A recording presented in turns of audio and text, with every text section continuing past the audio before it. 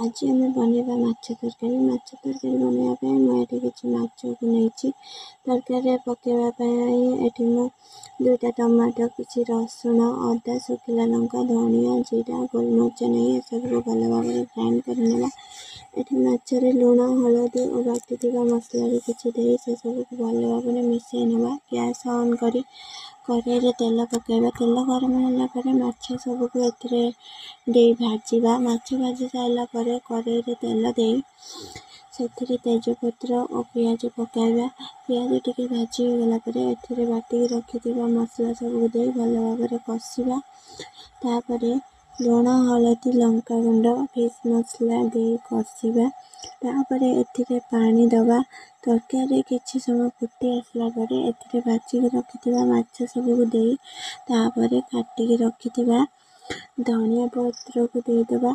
एबे रेडी हो गला आमर माछ तरकारी।